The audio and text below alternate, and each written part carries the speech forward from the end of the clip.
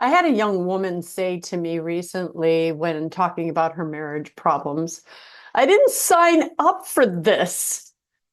And I get it because, as any of you who've been following me know, I'm the one that left my husband 40 years ago.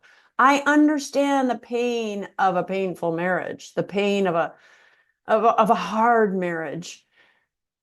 And yet, because we just had our 42nd wedding anniversary, praise God in heaven, I was able to look at her and say, with the tenderest but directest way I could say, yes, you did sign up for this.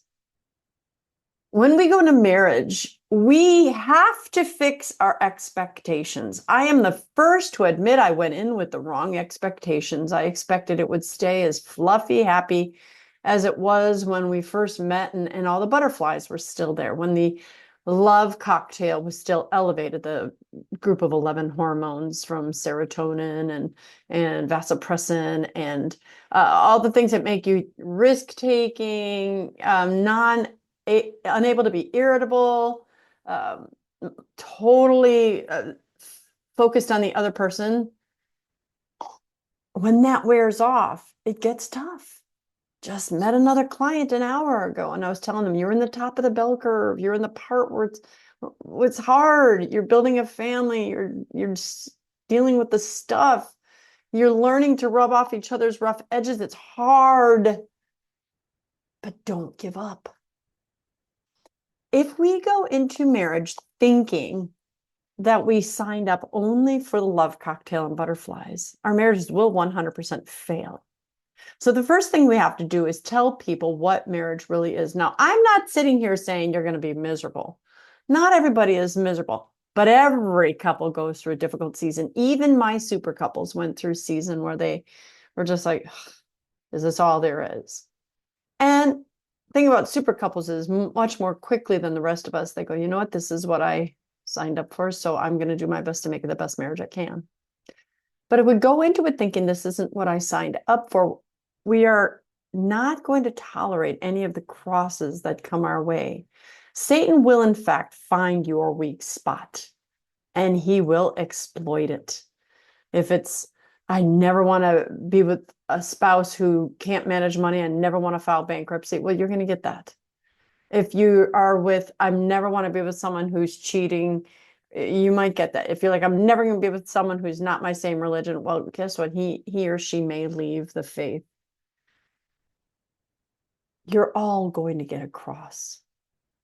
What you signed up for, granted, we should be telling our young couples this before they get married so that they do know. What you signed up for was a life of sacrifice. Remember the Latin word sacrum, meaning holy, and ficia, which means to make. A life and a marriage of sacrifice is a marriage that's going to make you holy. How is it going to make you holy? By helping you to grow in virtue. Which virtues? It depends which one are your weakest. You may need to grow in patience. You may need to grow in meekness. You may need to grow in temperance. You may need to grow in prudence and a whole bunch of other things. So God is going to allow you to be with a person who is going to bring those virtues out in you. What is a virtue? A virtue is a disposition to do the good. Are you asking God to help you do the good? Or are you letting your flesh win, as mine did so many years ago? Said, I don't care about doing the good. I want to escape. I want to escape this marriage. When you sign up for a marriage, you sign up for better or for worse. When you get married, you sign up for sickness as well as health. When you get married, you sign up for richer, but you also sign up for poorer. You sign up for that man or that woman. You promise to be by their side with God's grace until the day you die. You ask God to help you get through those things. And I will do another video on the responsibility of those of us witnessing that marriage. Just because it's 2025 and no one does this anymore doesn't mean that you won't have to answer to God for whether or not you helped that young couple stay married or whether you encouraged them to get divorced, whether you took your role as a witness seriously or not. But here I go jumping into the video, and I'll be doing that one next. When you sign up for marriage, you sign up for it all. But the outcomes, when you've worked through the pain, when you've worked through the garbage, even if it's the last week of your married life, payoff is tremendous. Some people are blessed enough to get a great marriage here on earth. Some people are blessed to get a good marriage here on earth. And some people are blessed just to get a marriage that they can withstand.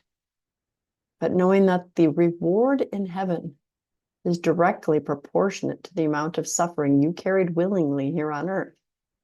So if your cross was bigger because you had a more miserable spouse, and yet you continued to carry that cross, your reward in heaven will be great, especially compared to the person whose marital cross was tiny. They get rewarded in a tiny bit, so it wasn't so heavy. Ponder, reflect, put your phone down, give yourself time to think, and ask God to give you the grace to be rewarded in heaven for having carried your cross, and bonus, even gotten your spouse to heaven too. Let me know your thoughts. I'm Dr. Christine Bacon. Thanks for watching this Bacon Bit. And as always, remember to live your life sunny side up.